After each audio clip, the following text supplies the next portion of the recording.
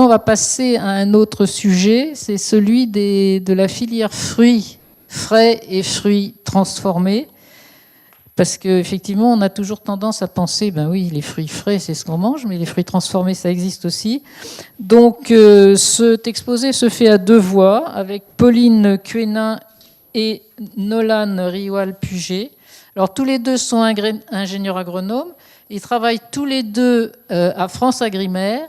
France Agrimaire, c'est un établissement public qui est sous tutelle du ministère de l'Agriculture et dont les objectifs sont divers, mais notamment d'aider toutes les filières de l'agriculture. Donc ça veut dire c'est pas seulement c'est toutes les filières de l'agriculture sur des projets stratégiques, sur des recherches de financement, etc. Peut-être ils pourront nous en dire un petit peu plus. Et ce que je voulais dire donc d'autre, c'est que ils ont en charge en général la récolte, pas de fruits mais de statistiques, et l'analyse de ces statistiques, et c'est ça qui effectivement nous permet d'avoir un regard affûté sur les différentes filières. Alors tous les deux travaillent dans ce qu'on appelle la filière des productions spécialisées, ou quelque chose comme ça. Alors production spécialisée, je ne vais pas m'éterniser, mais bon, bref, ça veut dire que c'est tout ce qui n'est pas de la grande culture, donc c'est tout ce qui est de l'horticulture, voilà, c'est les fruits et légumes, c'est aussi les pommes de terre, c'est aussi le houblon, c'est aussi la vigne, enfin des trucs très importants au plan financier, mais qui n'ont pas des surfaces remarquables. Bon, j'exagère, hein. C'est de la provocation. Ça marche ou pas? Oui, c'est tout ce qu'on la n'a pas parole. réussi à ranger dans les autres unités de la direction. Donc peut-être juste oui, pour confirmer ce que vous disiez, donc nous on appartient à la direction marché, études et prospectives de France Agrimaire, dont le but est de collecter et d'éclairer donc sur la situation économique des marchés des filières agricoles. Donc on est vraiment sur la mission éclairée de France Agrimaire et donc sur cette fameuse collecte de données statistiques. Je laisse la parole à Pauline. Donc du coup, dans ce rôle, donc on travaille avec beaucoup d'études économiques et de chiffres. Donc on s'excuse d'avance de tous ces graphiques avec plein de chiffres. Des fois, c'est un peu beaucoup. Mais donc on aura le discours pour éclairer tous ces graphiques. Donc on va parler donc des filières fruits frais et transformés avec justement des chiffres sur les différents stades, donc de la production jusqu'aux débouchés nationaux et internationaux. Donc on aura une première partie sur les chiffres à la production, une petite partie sur le secteur du transformé, des chiffres sur la consommation, donc via les achats des ménages français, donc sur les fruits frais et transformés. Puis on aura deux grosses parties, donc une grosse partie sur les échanges d'import et d'export de fruits frais et une cinquième partie sur les indicateurs et les échanges d'import-export de fruits transformés. Donc on commence avec la production. Au niveau de la France, donc elle est en 2023 quatrième producteur de fruits au niveau européen, donc bien derrière l'Espagne avec 10 millions de tonnes et l'Italie avec 9 millions de tonnes. Donc ils sont des très gros producteurs de fruits et notamment par rapport à la France avec 3 millions de tonnes, la différence se situe aussi au niveau de la production d'agrumes puisque la France en produit très peu. Et on a également la Pologne avec 5 millions de tonnes. Donc selon les années, on est quatrième ou cinquième au niveau de la production avec la Grèce, selon les aléas climatiques et ce qui peut affecter la production. Donc au niveau des espèces qui sont produites en France, donc on est en volume, ici on est sur un graphique en volume, avec donc, la prédominance de la pomme à 65%. Avec la poire, on est à 69%, puis on retrouve les espèces de fruits à noyaux, donc la pêche, nectarine à 8%, puis l'abricot, la prune, là on est sur les fraises, on a parlé aussi des fruits à coque, un petit peu d'agrumes et de kiwi. Donc là on est au niveau d'un graphique sur les évolutions de cette production. Donc de 2010 à 2023, on voit qu'on a un effritement de la production. Et si on regarde sur les familles, donc on voit une diminution de la production de fruits à pépins, de fruits à noyaux notamment. Et si on regarde la courbe en haut, oui voilà, comme ça. Donc avec la courbe en haut, là c'est l'évolution de la surface. Donc la surface est plutôt stable, voire en augmentation depuis 2010. Donc on voit bien qu'on a un problème, une baisse du rendement, puisqu'on a une production qui diminue et une surface en légère augmentation. Et on note bien, pour faire le lien avec la présentation d'avant, en 2021, l'impact du gel sur la production. Là, on voit très nettement la diminution de la production cette année-là.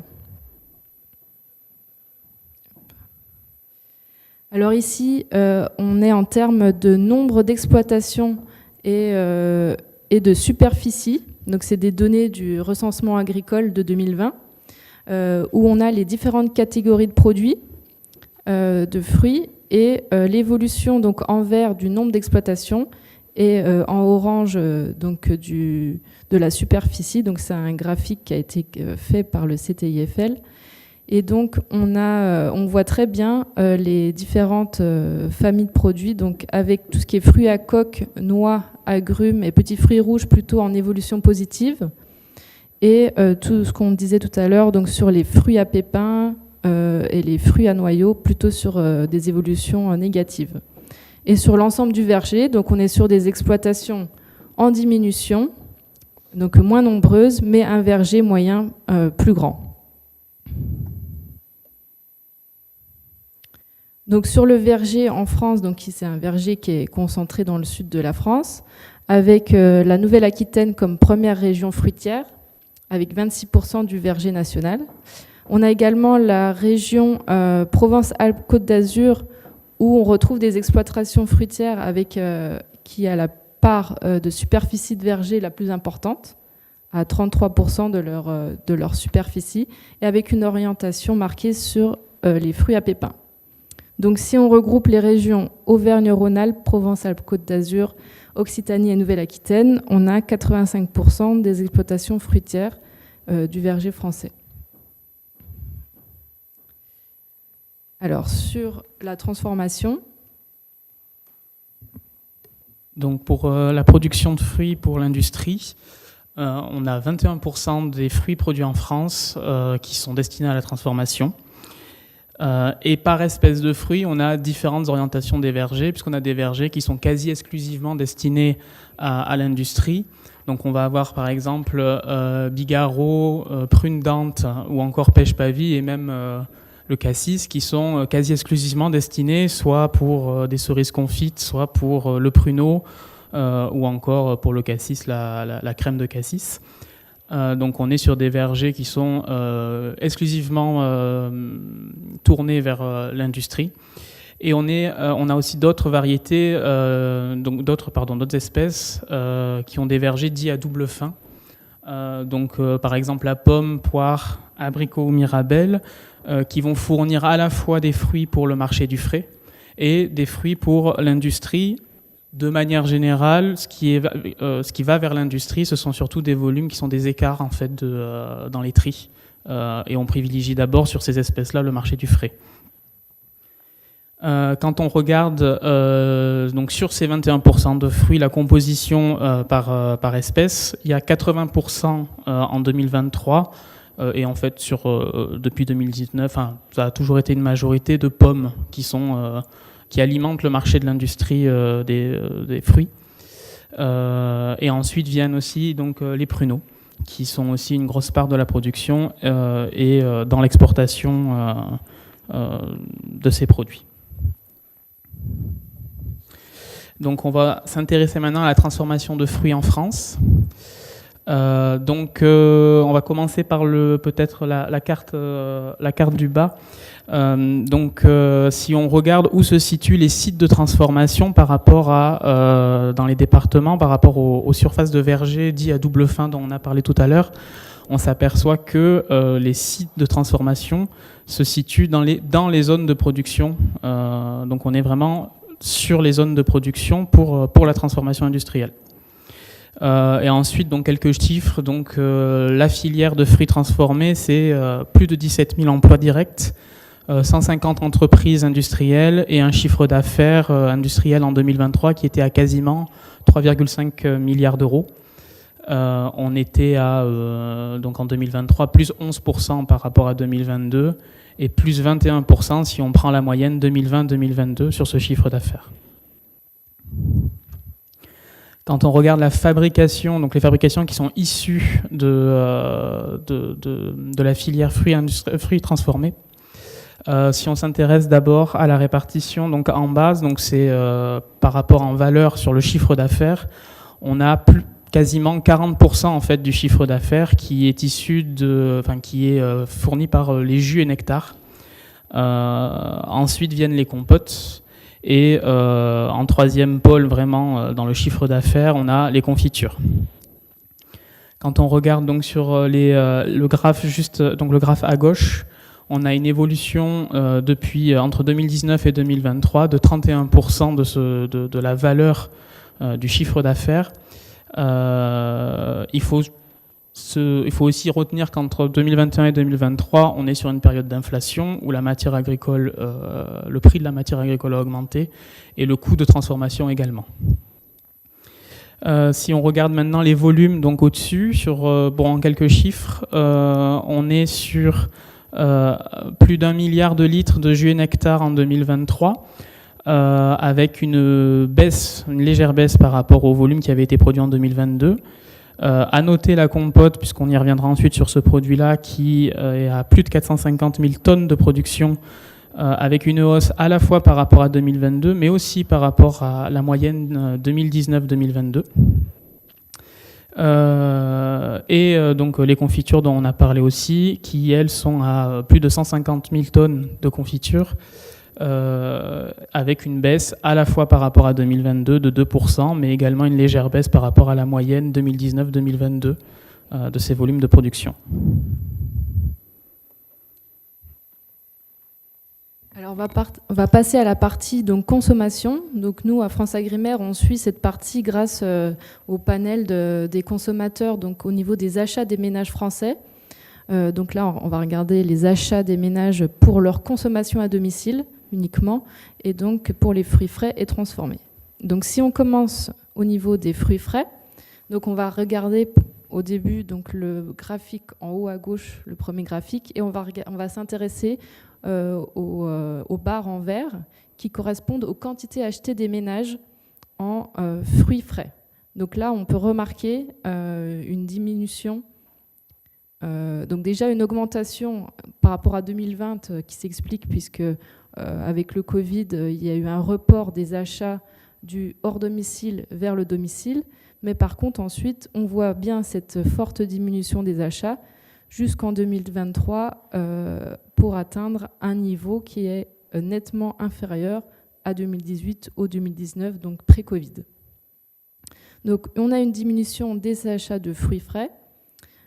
Si on regarde le graphique en bas, donc là, on a une segmentation des fruits, puisqu'on a en bleu foncé les fruits dits métropolitains, donc les espèces des climats tempérés, les fruits exotiques, donc ça c'est cette courbe en violet, et les agrumes en rose clair. Donc on voit bien que pour les métropolitains, donc là on est toujours sur les quantités achetées, on est plutôt sur une baisse. Sur les agrumes, on est plutôt sur une stabilisation, voire aussi une baisse dans les dernières années. Et par contre, sur les exotiques, on est sur des achats vraiment qui sont en forte hausse, malgré l'effritement sur 2022-2023, en lien aussi avec le contexte d'inflation. Donc au global, on a des achats de fruits frais en baisse, mais sauf sur la catégorie exotique. Et si on regarde à droite le tableau, c'est le top 5 des fruits les plus achetés par les Français. Donc on retrouve bien la banane en premier depuis 2022, donc elle a dépassé la pomme au niveau des achats. On est à 15 kilos par ménage français acheté. Et elle n'est pas en baisse. C'est-à-dire qu'on est toujours sur une continuité de hausse au niveau des achats des bananes. Alors que donc en pommes, on est plutôt sur une baisse et elle se retrouve maintenant en deuxième position des fruits achetés par les Français.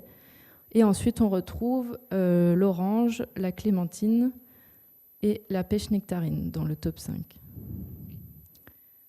Alors là, ici, c'est un petit graphique pour montrer les achats des Français au niveau de l'année, donc par mois, et pour montrer un peu la saisonnalité des achats qui finalement suivent un peu la saisonnalité soit de production ou de commercialisation dans le commerce.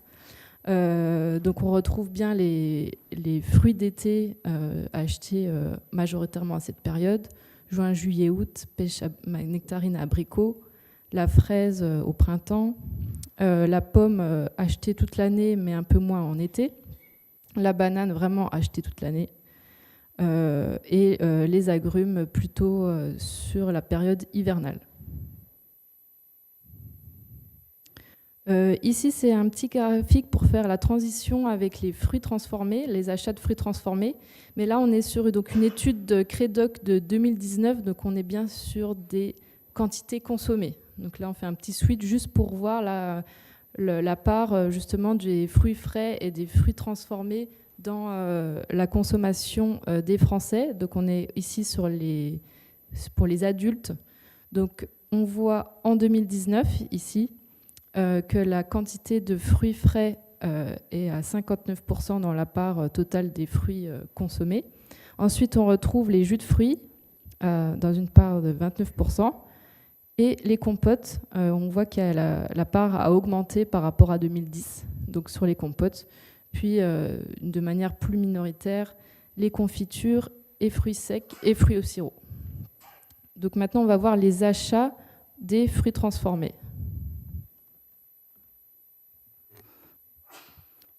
Donc si on s'intéresse maintenant donc, aux 40% des fruits dans l'alimentation d'un adulte français, c'est-à-dire les 40% de fruits transformés, on voit différentes tendances qui se dessinent. Ça s'est arrêté à 2019 sur la diapo précédente. On a des chiffres qui vont jusqu'à 2022-2023. On voit que la consommation de jus est en baisse. On avait constaté un point de perte en 10 ans sur l'alimentation des Français. Là, on voit vraiment qu'il y a une baisse. On y reviendra dans la diapo d'après, où on est à moins 7% en 2023 par rapport à 2022 des volumes de vente et moins 14% par rapport à 2019, c'est-à-dire la période avant Covid. Le seul produit transformé qui, lui, présente une performance en hausse, que ce soit par rapport à 2022 ou par rapport à la période avant Covid, c'est la compote, qui a plus 2%, que ce soit par rapport à 2022 ou par rapport à 2019. Et enfin, on peut aussi parler donc, de la confiture, qui est relativement stable par rapport en légère hausse par rapport à 2022, relativement stable par rapport à la période avant Covid. Ça n'apparaît pas là, mais on en parle dans le texte. Il y a les fruits au sirop aussi qui ont une baisse des achats. On a vu une forte hausse dans la période crise Covid, puisque là, les Français étaient vraiment à la recherche de produits qui se conservaient. Donc, on ne parle pas des légumes transformés, mais on a aussi constaté une hausse des légumes en conserve, par exemple, dans les achats. Mais là, on est sur cette période 2023 sur une forte baisse où on est redevenu inférieur au niveau de l'avant-crise sanitaire. Pour expliquer la hausse des achats en compote, on peut surtout parler des innovations qui ont été mises en place dans la filière, que ce soit par rapport à la mise en place de compotes allégées, des innovations comme la gourde qui ont été mises en place et promues par des marques fortes du secteur, ou encore la diversification de recettes. Et donc, pour s'intéresser aussi, donc, comme je vous le disais, sur la baisse de l'achat et de la consommation de jus et nectar, donc, comme on peut le voir sur le graphique, on est vraiment sur une baisse en 10 ans de 25% des volumes achetés. Donc là, on est sur un panel Nielsen. Donc on est uniquement en grande distribution et on s'intéresse aux sorties de caisse. C'est-à-dire qu'avec les codes barres, on est capable de savoir en volume et en valeur ce qui est acheté. Donc on a vraiment une baisse qui n'est pas nouvelle sur les jus et nectars. Ça s'explique par plusieurs facteurs. Premièrement, déjà un changement d'habitude alimentaire chez les Français, où on a de moins en moins de prise du petit déjeuner, qui était le moment de la journée phare pour la consommation de ces produits. Beaucoup de messages aussi ces dernières années de la santé publique sur la teneur en sucre de ces produits qui a été pointé du doigt. L'arrivée également sur le marché et dans les rayons d'une offre de plus en plus diversifiée de boissons qui rentrent en concurrence directe en magasin avec ces produits, et la tendance à développer une consommation de jus fait maison. Donc tout ce contexte entraîne la baisse qu'on constate depuis 2013 de 25% de ces produits. Quand on regarde dans le détail, le principal parfum qui est vendu en France, c'est l'orange, à 40%, qui est suivi par le multifruit et la pomme. Et quand on regarde par parfum, c'est l'orange et le multifruit qui accusent vraiment une perte de part de marché, là où la pomme gagne en part de marché sur ces parfums-là.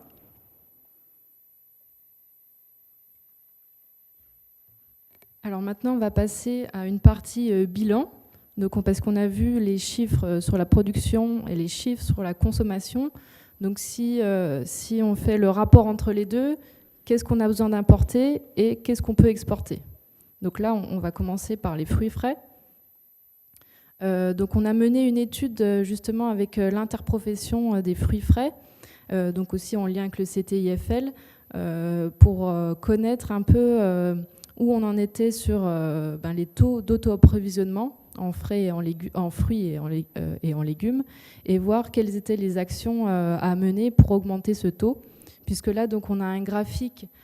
Donc ces taux d'auto-approvisionnement, ils sont calculés par rapport à la production française. On enlève ce qui est exporté, on enlève ce qui est transformé, puisque là on s'intéresse aux fruits frais, et on le rapporte globalement à la consommation pour voir qu'est-ce qui est produit en France et est-ce que ça répond aux besoins du marché. Donc on voit bien donc ici il faut regarder la courbe en rouge. Entre 2000, on était à un taux à 56%, et en 2020, on n'est plus qu'à 40%.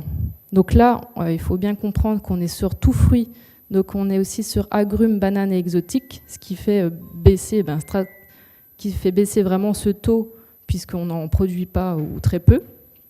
Donc on voit vraiment une baisse structurelle sur ce taux d'auto-approvisionnement. Et donc, en gros, schématiquement, on a 4 fruits sur 10 qui est produit en France et 6 qui est importé pour répondre au marché. Et donc, de ce qu'on a vu, c'est avec la baisse de la production, une hausse des achats plutôt sur les exotiques, tout ça rentre en compte. Mais la situation est différente selon les fruits. Et si on regarde, donc, par exemple, la pomme, on a un bon taux sur la pomme puisqu'on en produit beaucoup. Donc on est à 85% sur un taux qui est stable. Par contre, sur tout ce qui est fruits à noyaux, abricots, cerises, pêche-nectarines, on a différents taux, mais ils sont tous à la baisse. Donc en abricot, on est à 75%, mais en baisse. Cerises, 70%, mais à la baisse aussi. Pêche-nectarine, on a un taux moyen à 50%, mais en baisse. Alors que par contre, la fraise, ici juste en dessous, on a un taux aussi moyen, mais plutôt à la hausse. Et aussi qui est lié au fait que la filière française de fraises se tourne plus vers le marché intérieur plutôt qu'à l'export. Et en kiwi, on est à 30% ici environ, mais plutôt à la baisse aussi en lien avec un verger plutôt vieillissant et des rendements en baisse. Et aussi à noter la framboise, donc pour les petits fruits rouges, où on a un taux de 15% très faible et en baisse. On a plutôt une production qui augmente, mais face à l'augmentation de la demande, on a un taux qui diminue. Donc si on rentre maintenant dans le solde des échanges, donc là on a un graphique un peu compliqué, mais ce qu'il faut regarder, donc on a les exports qui sont dans la partie haute du graphique, ici, et les imports dans la partie basse, et on a le solde des échanges, donc c'est les courbes avec des différentes couleurs, si c'est pays tiers, si c'est vert les pays tiers, et en bleu sur l'Union européenne. Donc ce qu'on va regarder déjà, c'est les exportations en 20 ans. Donc alors là, on est bien sur des fruits frais tempérés. Je ferai les fruits exotiques après. Donc on est sur les fruits frais tempérés.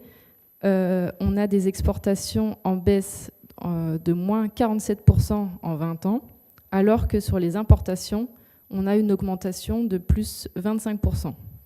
Donc on a un solde des échanges en 2023 négatif à moins 600 000 tonnes. Et donc, où on le voit, les courbes se sont creusées au fur et à mesure des années.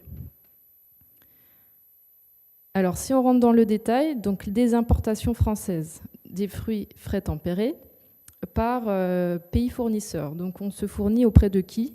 De quel pays? Donc, on voit majoritairement de l'Espagne, un gros producteur, mais plutôt à la baisse. Et on voit le Maroc, ici, plutôt en augmentation au niveau des importations venant du Maroc. Et en troisième position, l'Italie, donc très gros producteur européen également.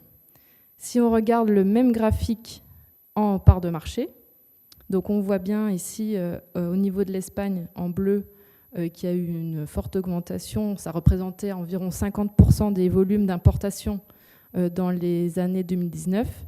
Et en 2023, on n'est plus qu'à 40%. Donc des parts de marché qui ont été prises par le Maroc. Ici, puisqu'on voit bien qu'ils ont gagné 10 points de part de marché en 10 ans. On est maintenant à 15%. Et puis ensuite, l'Italie à 14%. Mais donc, ceci est en lien aussi avec les espèces qu'on importe. Donc là, on a un graphique, un camembert qui nous montre justement les espèces qu'on importe, avec le cercle intérieur qui représente 2003 et le cercle extérieur 2023 pour voir un peu la différence.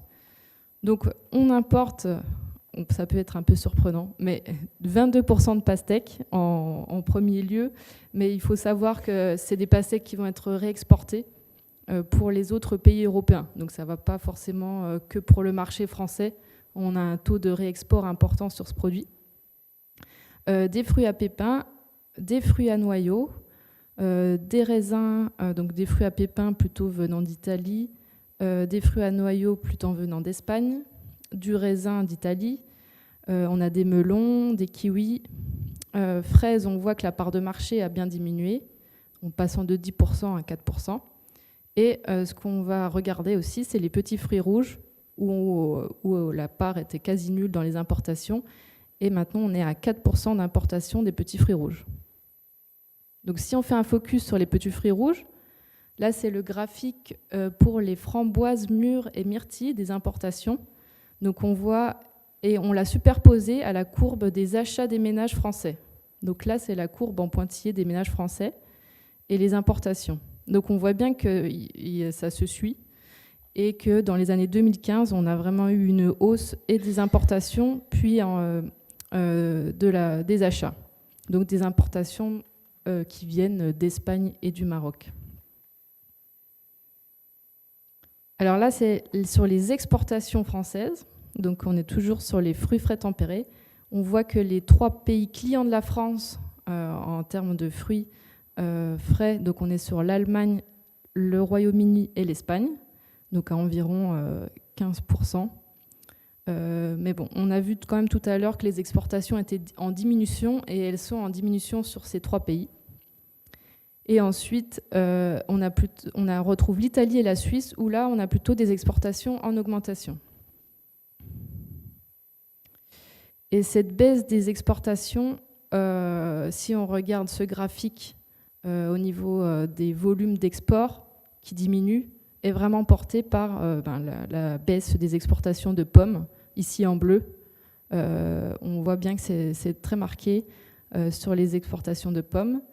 Également sur les fruits à noyaux, donc en forte diminution. Et on le retrouve donc en part de marché ici à gauche, la part de marché de la pomme qui est diminuée ici de 74% à 53%. On a une augmentation de de autres fruits tempérés qui correspondent en fait aux pastèques qu'on retrouvait tout à l'heure dans les imports, donc qui sont réexportés. Donc c'est ça l'augmentation, c'est juste un passage en France pour être réexporté.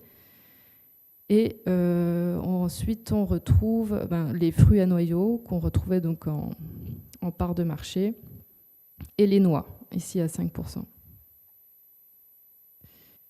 Donc là, c'est un petit graphique sur la pomme. Par contre, là, donc on a les exports ici en bas pour montrer donc les principaux pays clients qu'on retrouvait sur les fruits frais tempérés en export. Donc Royaume-Uni, Espagne, Allemagne. Donc en diminution, en lien avec une production en diminution et des achats qu'on a vus tout à l'heure, plutôt en diminution sur la pomme. Alors ici, on va passer sur les fruits frais tropicaux et agrumes, les deux ensemble, donc les deux catégories ensemble. Et on fait le même exercice sur les importations. Donc on retrouve toujours l'Espagne en termes de pays fournisseurs d'agrumes essentiellement. Et ensuite, on retrouve des pays d'Afrique, d'Amérique latine et du Sud qui augmentent de plus en plus. Donc Côte d'Ivoire, Colombie, Costa Rica et Afrique du Sud. Donc sur le même graphique en part de marché, on voit bien l'effritement de l'Espagne de 40% à 29%, donc moins 11 points de part de marché, au profit de ces autres pays, comme la Côte d'Ivoire, la Colombie et le Costa Rica. Mais c'est en lien donc avec les fruits, les types de fruits qu'on importe, puisque en Espagne, on importe majoritairement des agrumes venant d'Espagne, et on voit que les agrumes, c'est la catégorie qui est plutôt en diminution au niveau des importations, quand la catégorie banane, ici en orange, est en nette progression, en lien avec la hausse de la consommation qu'on a vue, et aussi avec une petite part de réexportation, et la catégorie avocat, qui augmente aussi de 3 points. Donc un petit focus justement sur la banane, donc on a les barres ici des importations, donc en nette augmentation, elles ont doublé en 20 ans, et on a la courbe des quantités achetées en pointillé, donc on voit bien aussi que ça suit l'augmentation des importations, suivent aussi l'augmentation des achats. Et le même graphique pour les avocats. Donc là aussi, c'est pareil, on voit que les deux courbes se superposent. C'est pas du tout les mêmes échelles, hein. C'est juste que quand on met les deux types d'évolution, c'est la même courbe. Donc on retrouve les importations d'avocats en forte hausse, notamment venant du Pérou, et les achats des ménages également en forte hausse. Donc maintenant, on va passer à ce même bilan pour les fruits transformés. Donc je vais commencer par vous faire un point sur la filière en général, sur l'import-export, et on fera un focus sur la compote et les jus de fruits juste après.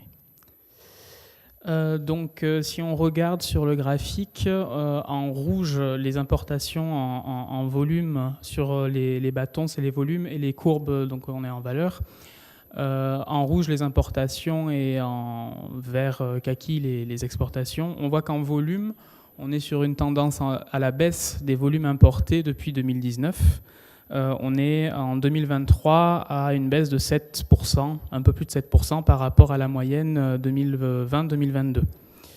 En revanche, on voit que les importations en valeur, à partir de 2021, sont en hausse. On se situe à quasiment 2 milliards d'euros d'importation en 2023. Donc ça, c'est dû à ce que j'ai évoqué tout à l'heure sur une période d'inflation avec une matière agricole, les fruits coûtent plus cher, et le processus de transformation également. Les exportations, quant à elles, en volume, restent quasi stables. On est sur une légère baisse en importation par rapport à la moyenne 2020-2022 de 3%. Et les exportations en valeur ont le même profil, moindre, mais le même profil avec une augmentation à partir de 2021. Si on regarde dans le détail des importations, on importe de façon majoritaire des jus à plus de 60%. Donc si on rentre un peu dans le détail, on a 62% des importations qui sont des jus à une valeur de 1 milliard d'euros. Ensuite, on importe des fruits au sirop à 25%, à une valeur de 450 millions d'euros. Et viennent ensuite les compotes à 6% avec 115 millions d'euros d'importation. Quand on s'intéresse aux exportations, la France est exportatrice nette, c'est-à-dire qu'elle exporte plus que ce qu'elle importe.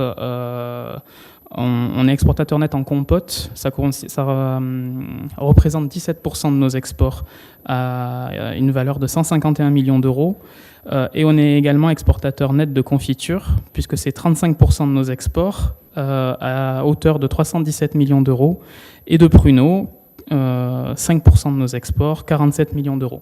Donc quand on regarde au global pour les fruits transformés, on est sur une balance négative de quasiment 900 millions d'euros. Mais dans le détail, on est sur une balance commerciale positive, que ce soit pour les compotes ou les confitures, par exemple. Donc si on fait un focus sur les compotes, si on s'intéresse d'abord à notre taux d'auto-approvisionnement en pommes, qui serait destiné donc aux compotes, on est à peu près en moyenne à 75%, ça oscille entre 70 et 90% d'auto-approvisionnement de l'industrie en pommes françaises. Ça va dépendre à la fois, bien évidemment, des niveaux de récolte, mais également du niveau des écarts de tri qu'il y a. Pour exemple, 2020, les campagnes 2020-2021 ou alors 2021-2022 ont été touchées soit pour la première par une forte canicule ou pour la seconde par du gel, où on a eu donc des productions assez limitées. Et on a dû faire appel donc à plus d'importations dans la filière la filière pommes d'industrie pour les compotes. 2022-2023, ça a été une récolte assez moyenne, pas forcément très importante, mais par contre on a eu un taux d'écart de tri assez fort, c'est-à-dire qu'on a eu beaucoup de petits calibres ou des pommes avec des qualités qui ne suffisaient pas pour le marché du frais. Donc là on a eu beaucoup de volumes qui ont été reportés sur le marché de l'industrie. Et donc là on retrouve en 2022-2023, sur la campagne 2022-2023, un taux d'approvisionnement à quasiment 80% en pommes françaises. Quand on regarde donc la part import-export et qu'on regarde la balance commerciale, donc en gris vous avez les exports, en bleu les importations, et donc tout ce qui est gris clair ou bleu clair c'est en volume, et en foncé ce sont les valeurs.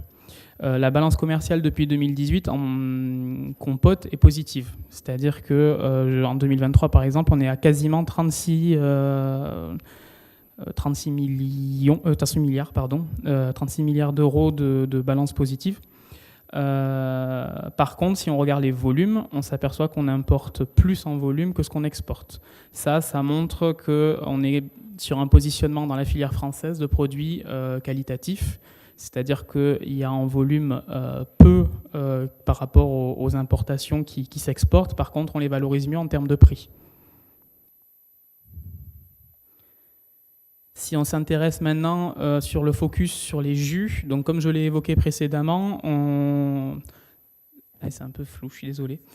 Donc comme je l'ai évoqué précédemment, on est sur un secteur qui connaît une baisse de la consommation, notamment pour, par exemple, l'orange ou les multifruits, notamment l'orange qui faisait quasi exclusivement appel à de l'importation. Par contre, la pomme, c'est le seul parfum qui va se démarquer, donc on le voit sur donc le graphique ici. À la production, on voit bien qu'on a une production en volume et en valeur qui est en hausse sur ces dernières années, et à la consommation, donc pour revenir sur les panels qu'on suivait tout à l'heure, sur le total des marchés jus, on est sur une baisse des volumes vendus par rapport à 2022, mais par contre la pomme se démarque puisque c'est le seul parfum qui montre une hausse de ses volumes vendus. Donc il y a vraiment un gain en part de marché de la pomme. Et donc, pour la production de jus de pomme, On a des vergers double fin, comme on les évoquait au début de la présentation. On a à peu près 100 000 tonnes qui nous viennent des vergers de pommes à cidre et de pommes de table, qui sont destinés chaque année, à peu près à 100 000 tonnes, destinés chaque année à l'industrie de jus de fruits. Sachant qu'il faut à peu près 1,4 kg de pommes pour faire 1 litre de jus de pomme, ça nous donne à peu près quasiment 71 millions de litres de jus de pomme qui sont destinés, donc, qui peuvent être issus de l'auto-approvisionnement en pommes françaises. Ça représente à peu près 50% de la consommation en France des jus de pommes. Donc on est obligé de complémenter avec d'autres origines et on va principalement importer des jus en vrac, que ce soit sous forme de pur jus ou jus à base de concentré. Jus ABC, c'est à base de concentré, ou alors directement des jus concentrés.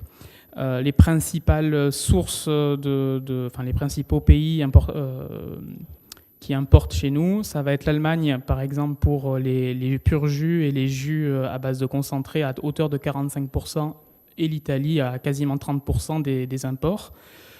Et pour les jus concentrés, c'est plutôt la Pologne à 40%.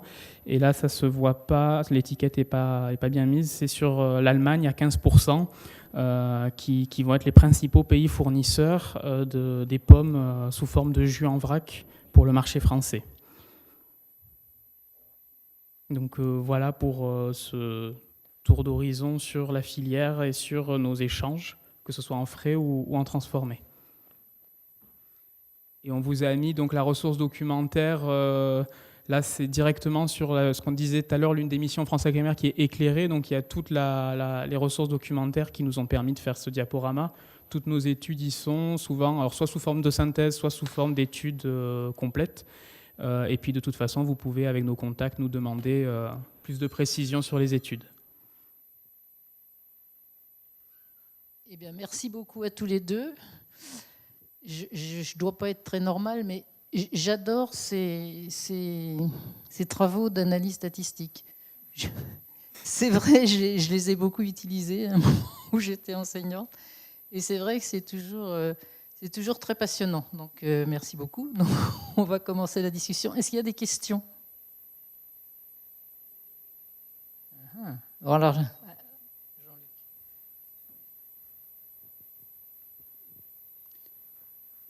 oui, donc en arrière-plan merci de toutes ces statistiques sur production, importation, exportation, il y a le comportement des consommateurs, bien sûr, avec des préférences et avec des préférences qui sont hiérarchisées. Et je pense qu'on a vécu là depuis le début de la crise Covid, une série d'événements nationaux, internationaux, qui ont pas mal bouleversé le panorama de la consommation. Je rappellerai simplement qu'on se situe dans des politiques publiques qui incitent à la consommation de fruits et légumes, avec les différents PNNS, les différents plans nationaux qui sont censés stimuler. Et force est de constater que quand on regarde le comportement des consommateurs, in fine, il y a une divergence, et cette divergence, elle est double, puisqu'elle existe en volume et elle existe aussi en provenance, avec un arbitrage qui, pour l'instant, est orienté vers le bas prix. Et alors, c'est ça qui est dramatique, c'est que finalement, ce que vous nous présentez et sur lequel je souscris à 110%, c'est souvent le reflet, in fine, du comportement des consommateurs. Je me rappelle, lorsque j'étais enseignant à Versailles et après à Montpellier, on parlait de qualité, les terroirs, les signes de qualité, etc. Et puis aujourd'hui, les arbitrages, ils se font beaucoup en fonction du pouvoir d'achat, quoi. Donc je me demande d'ailleurs si la tendance à consommer des fruits exotiques qui, au kilo, sont souvent plus chers, n'est pas aussi l'apanage d'une certaine frange de consommateurs, enfin, etc. Voilà. Donc et puis quand même, il y a des îlots de prospérité. Avec ce que vous nous avez dit sur les compotes, effectivement, des nouvelles formes de consommation nomade. Je m'étonne juste que les fruits secs, qui seraient normalement compatibles avec le nomadisme, la consommation hors repas, etc., ne ressortent pas comme un truc qui... Bon, le pruneau, c'est un vieux produit, mais on a les abricots secs, on a, etc. Puis ça n'a pas l'air de beaucoup progresser. Et surtout, ça ne concerne pas beaucoup les filières françaises. Mais bon, voilà. Donc, il me semble en tout cas que de ce panorama émerge le fait que la situation est très contrastée, que les bilans ne sont pas très favorables et que les consommateurs ne vont pas dans le sens où on voudrait, quoi. Moi, ça m'a amené à réagir aussi tout à l'heure, puisqu'au final, le consommateur est quand même moteur de... Enfin, développer des variétés qui ne vont pas se vendre, au final, ça ne va pas dans le sens de pérenniser aussi une filière. Donc oui, effectivement, on parlait des AOP ou IGP. Il y a eu une étude il y a quelques années avec Interfel. En fait, les consommateurs, dans les fruits et légumes, connaissent pas beaucoup d'AOP ou d'IGP. Ils vont en connaître 3-4, là où je crois qu'il y en a une soixantaine dans la filière. Donc c'est vrai qu'il y a toute une question chez le consommateur de comment le sensibiliser et je pense qu'il y a des sujets à vraiment prendre en main sur ça, puisqu'en fait, c'est vraiment... Enfin, nous, on le voit à travers les chiffres de consommation, et puis c'est vraiment moteur de... Si on arrive à vendre, ça va développer. Et pour revenir aux fruits secs, je pense, alors c'est un peu paradoxal avec les fruits tropicaux, mais je pense que tout ce qui est... alors abricot sec, je ne sais pas, mais je pense qu'il y a une question de prix aussi sur, par exemple, l'amande ou la noisette.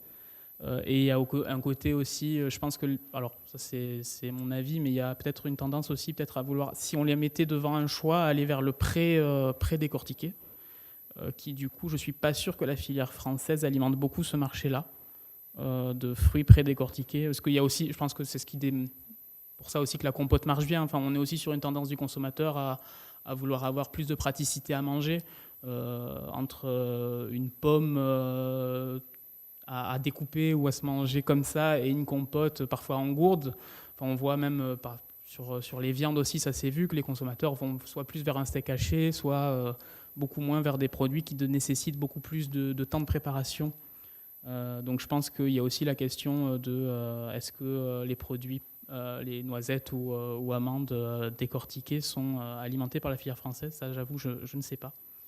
Mais je pense qu'il faudrait regarder aussi, effectivement, plus se focaliser sur ça aussi pour voir si les Français vont sur ces produits-là. Pour compléter, donc c'est vrai que du coup, sur l'importance du consommateur, pour compléter, c'est que le CTIFL aussi a beaucoup d'études sur chaque produit, la perception du consommateur pour pouvoir justement orienter sa stratégie pour le futur, sur les variétés qui plaisent aux consommateurs ou non, pour les achats. Qu'est-ce que je voulais dire aussi sur le critère prix ces dernières années, donc on voit aussi déjà la tendance à la baisse sur les fruits exotiques avec l'inflation, hors banane, puisque c'est un fruit qui justement a un prix maîtrisé par rapport aux autres. Et sur le prix, on a avec l'Interfel une étude sur le baromètre de confiance. Donc c'est du déclaratif, mais sur les critères d'achat des fruits frais, on a le critère prix qui est passé en seconde position, alors qu'avant il était plutôt plus loin dans les critères d'achat. On a toujours quand même l'origine qui reste en premier. Donc dans l'esprit des Français, c'est quand même important, même si dans l'acte... il faut mettre en relation, et la saisonnalité aussi qui ressort dans les critères d'achat. Mais c'est vrai que maintenant, c'est le critère prix qui ressort.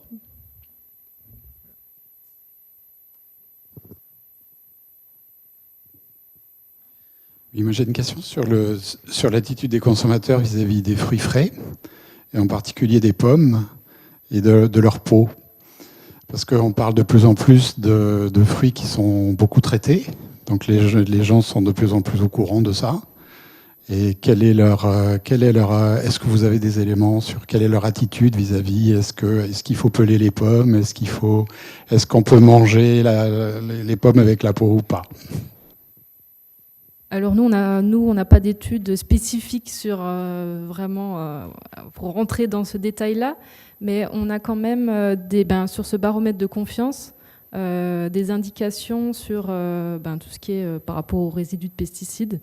Plutôt dans les années 2019, il y avait de très grosses inquiétudes sur les résidus de pesticides dans les fruits et légumes de manière générale.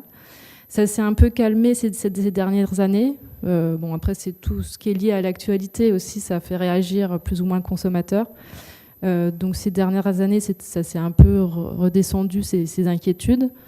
Et ensuite, ce que je voulais dire en termes de label, tout le monde connaît agriculture biologique. Après, en termes de confiance, selon les années et ce qui peut être véhiculé, ces dernières années, on a eu une petite baisse au niveau de la confiance.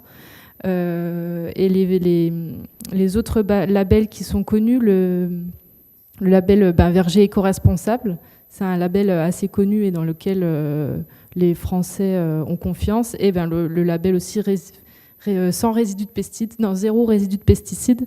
Donc, comme c'est une démarche claire, parce que c'est zéro résidu de pesticides pour le consommateur, ça donne confiance.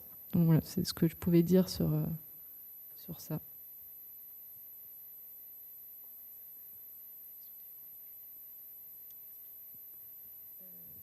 Est-ce qu'il y a d'autres questions ?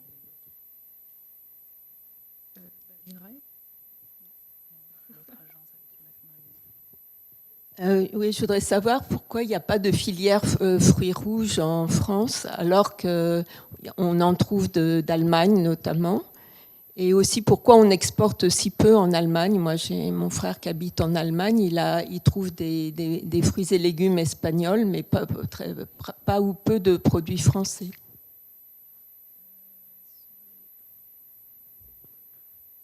Alors sur les fruits rouges, ça se développe. Donc on a vu qu'il y avait quand même une forte demande.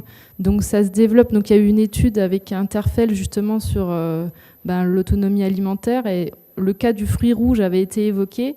Donc moi je suis pas experte en technique, mais j'avais compris que les fruits rouges c'était quand même assez technique pour se développer.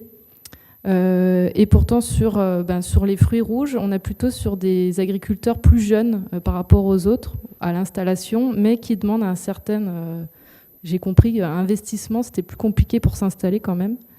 Mais c'est en train de... Voilà, on regarde cette filière avec attention. Le CTFL aussi mène des études sur les fruits rouges. Comment on pourrait développer cette filière, puisqu'il y a une attente importante. Et sur l'Allemagne,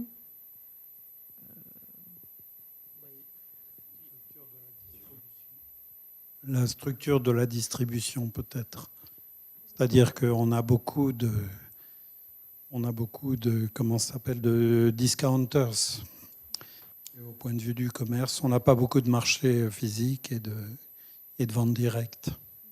Du coup, il y a beaucoup. Enfin, la France est quand même une grosse plateforme de réexport, surtout sur les fruits et légumes. Et c'est vrai que, comme vous disiez, sur le prix, il y a un coût de la matière, notamment de la main d'œuvre, qui joue aussi sur le prix des produits.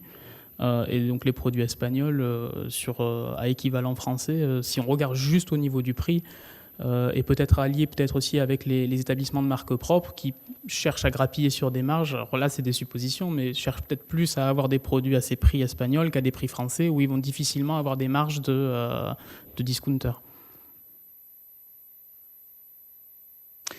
C'est à la fois une remarque et une suggestion. Je crois que ça serait intéressant d'essayer de voir dans quelle mesure la multiplicité des labels n'envoie pas aux consommateurs un message un peu confus sur ce que sont les attributs de qualité, qui peuvent être de provenance, de façon de produire, etc. Ensuite, je crois qu'on peut battre en brèche l'idée qu'une agriculture biologique, les fruits ne sont pas traités. Évidemment, c'est faux. Ils sont un peu traités, ils sont traités avec des produits qui sont plus doux et plus acceptables, mais ils sont traités. Donc, zéro résidu de pesticides. Dans l'absolu, c'est plutôt mieux que bio, si on s'aventure dans cette direction. Et puis moi, personnellement, je pense que on vit des situations un peu conjoncturelles qui font qu'actuellement, le prix, c'est un critère très important. Maintenant, dans les tendances de fond de la consommation, il y a beaucoup de consommateurs qui recherchent le produit local, le contact avec le producteur et avec le territoire. Et je suis sûr que ces valeurs-là, surtout s'il y a un affichage environnemental, elles devraient se redévelopper dans un contexte économique redevenu un peu plus favorable, on peut l'espérer.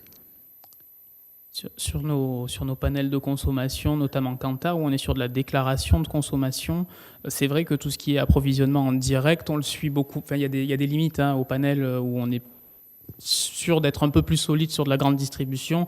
Les approvisionnements en direct, on les suit beaucoup moins, des consommateurs, on les suit beaucoup moins facilement. Là où, alors je vous rejoins pour les labels, que ce soit en fruits et légumes ou même moi j'ai suivi en vin ou dans d'autres filières, le consommateur, quand on l'interroge, il en connaît peut-être 2, 3, vraiment il est sûr, et les autres il ne sait pas trop.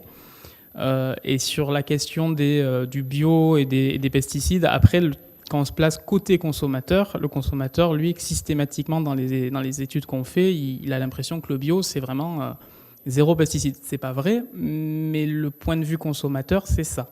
Et il va s'orienter vers ces produits-là. Mais sur la question de la multiplicité des labels, moi je pense même, alors on a eu une étude sur le HVE par exemple en vin, il y a plein de labels en vin, le consommateur il les suit, enfin il les connaît pas très clairement, à part le bio où vraiment il y a une bonne image du bio et il y a une connaissance parce que c'est un label qu'on retrouve partout ailleurs. Il y a des labels spécifiques au vin que le consommateur ne connaît absolument pas. Donc ça c'est sûr. Et quand on appose aussi, on pourrait parler aussi du Nutri-Score qui, sans critiquer, a apporté aussi de la confusion dans la compréhension chez le consommateur de ce qu'est le produit et ce à quoi on peut le comparer aussi. Et je pense qu'il y a une formation consommateur qui est inévitable si on veut pouvoir aussi développer des filières, puisque le consommateur, c'est lui qui va choisir. Et à l'évidence, sur les études que moi j'ai pu voir, le consommateur est très peu formé ou sait très peu former lui-même à ça. Donc il y a une confusion du consommateur, c'est sûr, par rapport à ces labels et à toutes ces informations.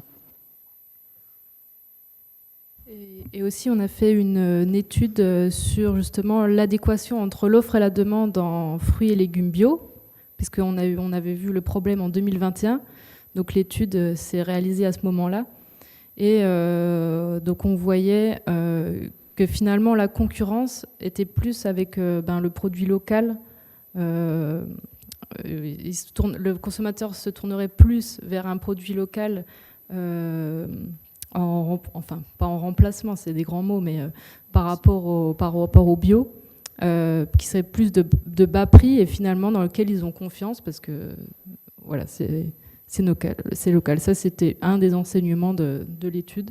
Et pour dire que avec tous ces labels, justement, ça portait plutôt une confusion parce qu'il y en avait vraiment beaucoup dans l'esprit des Français. Et même pour l'organisation des producteurs, pour répondre à tous les cahiers des charges, où est-ce qu'on se situe, est-ce que c'est des doublons, on en avait senti aussi qu'il y avait une problématique avec tous ces critères pour s'encadrer dans les cahiers des charges. Voilà. Je vais faire un commentaire idiot. Est-ce que c'est pas un peu le rôle de FranceAgriMer d'essayer de faire la synthèse de tout ça et de convaincre les producteurs qu'il y a tel et tel label simplement ou... Alors du coup, nous, on fait des études avec l'interprofession. Donc tous ces résultats à l'interprofession, ils les utilisent pour leur stratégie. Donc nous, notre rôle, c'est aussi d'éclairer pour que les professionnels prennent des décisions dans un sens ou dans un autre. Mais bon, voilà, c'est pas... Nous, on n'est pas preneurs de décision. Enfin, en tout cas, à la direction où on travaille, vraiment, on est sur de la fourniture de données. Les interlocuteurs principaux avec nous sont les interprofessions. On a souvent, même parfois dans certaines études, on est à la limite avec des cabinets d'études qui vont donner des conseils pour développer telle ou des stratégies. Nous, c'est vraiment la limite de notre travail où, pour rester très objectif, on fournit la donnée, le rôle des interprofessions et à la limite peut-être derrière aussi des bureaux centrales ou ministères qui sont aussi parfois sur le suivi de nos études. Ça va être à eux, effectivement, d'orienter les politiques sur soit les politiques publiques, soit les interprofessions, de gérer leur filière. Donc nous, on met un point d'honneur à rester neutre et à ne pas prendre parti pour une solution ou pour une autre, même si parfois on a nos avis aussi à nous, mais en tout cas, ce n'est pas dans l'attribution de notre direction, et pour vraiment garder l'objectivité des données et garder la confiance aussi des gens dans ce qu'on peut publier, on ne donne jamais de direction à prendre après, une fois qu'on a fait une étude. Nous, on fait un constat, et c'est sur la base de ces constats que les interprofessions se basent après pour vraiment travailler avec les filières. Merci. Est-ce qu'il y a d'autres questions? Bon, ben, oui, Monsieur le Président. Je te laisse la parole et puis peut-être tu fais la conclusion après. Non, juste une question. On a beaucoup parlé du comportement du consommateur, très complexe, qui s'y retrouve pas toujours. On n'a pas parlé d'une chose, alors je ne sais pas comment la placer là au milieu, c'est finalement le marketing que font les grandes et moyennes surfaces, qui peuvent être à la fois très poussées à des nouveautés, poussées à la consommation, poussées à mettre sur leurs étals des produits très tôt dans la saison. Enfin, il y a beaucoup de choses. Est-ce qu'on connaît un petit peu, on a un peu une idée de l'impact du marketing GMS? Alors, un impact chiffré, non. Je sais qu'il y a, alors notamment sur les fruits et légumes, Interfell travaille beaucoup avec l'aval aussi de la filière, donc la grande distribution est quand même assez impliquée dans les... en tout cas impliquée de manière... L'Interfell les met dans les discussions avec la production.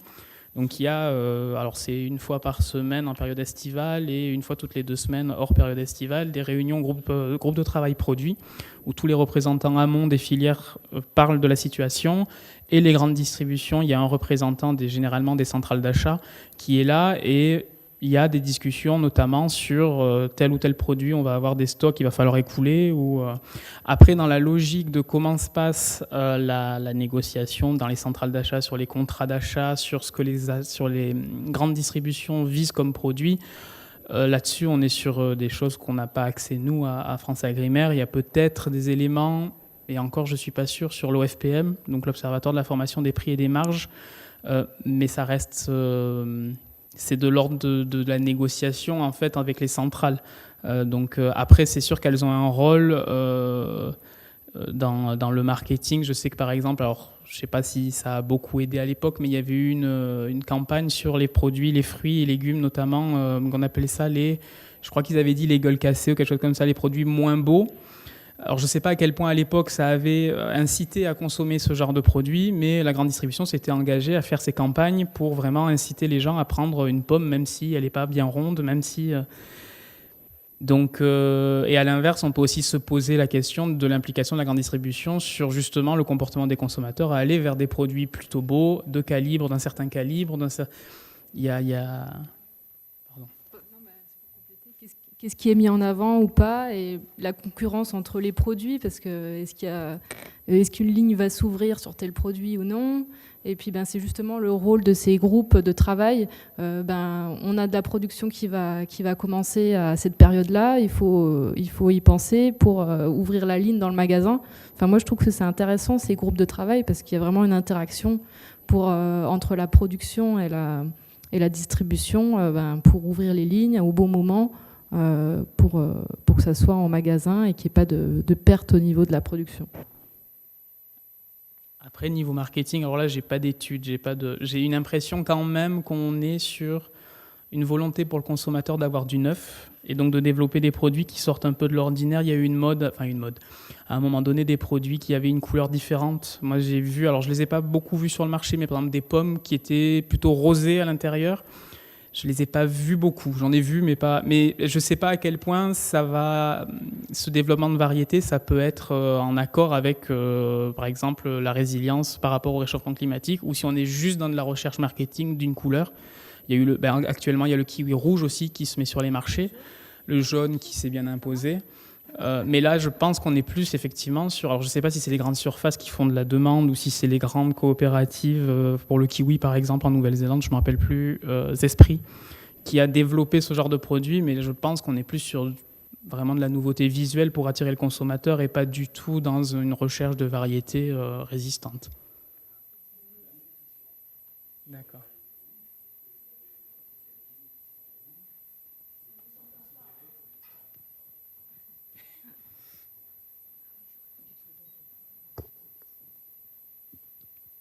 Pardon. Oui, sur les pommes rouges, enfin à chair rouge. Bon, certainement un effet marketing, il y a une couleur, il y a une esthétique, ça fait des jus qui sont rosés aussi, qui sont jolis. Il y a un aspect nutritionnel aussi, parce qu'on parle des pommes rouges qui ont des nutriments dans la peau, des anthocyanines, je crois. Et donc, si ces nutriments sont aussi dans une chair rouge dans la pomme, alors peut-être elle est plus nourrissante. Il doit y avoir des éléments comme ça.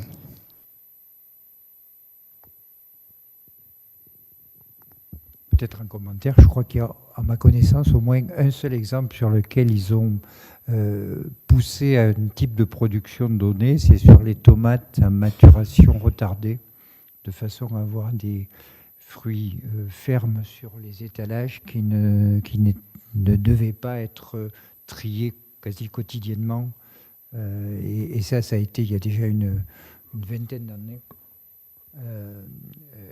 Et là, c'est vraiment les grandes surfaces qui ont forcé à ça. Je pense là aussi, alors je sais pas, je pense que c'est une demande de la grande distribution sur les raisins sans pépins qui ont été développés aussi. Alors il y en a beaucoup, je pense, qui viennent d'Italie, où vraiment, je pense que là on était sur une demande de grande distribution, peut-être consommateur, mais la grande distribution, je pense, a beaucoup incité de par ses achats, ses négociations sur ce genre de variété.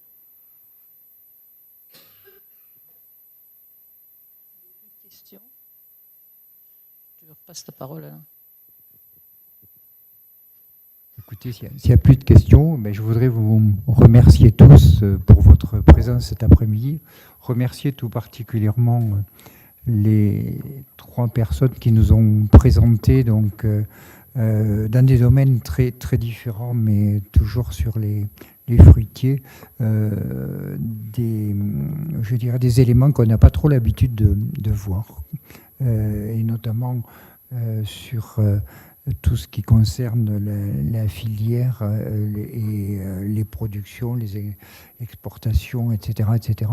Moi, j'ai trouvé ça très, très complet. Et puis, la présentation, bien sûr, sur les fruitiers, la culture et le changement climatique, qui est quelque chose dont on entendra parler, je pense, encore longtemps, dont on attend beaucoup de la recherche et des adaptations. Et je pense que cet après-midi conclut très bien ce qui a été fait durant les 3 webinaires, ce qui a été proposé donc sur différentes espèces, avec cette fois-ci une vision beaucoup plus technique et économique, une vision de prospective. Voilà, merci beaucoup à tous, et je rappelle le 23 mai, n'oubliez pas, le colloque de la Société nationale d'horticulture de France, donc pollinisation, quels enjeux?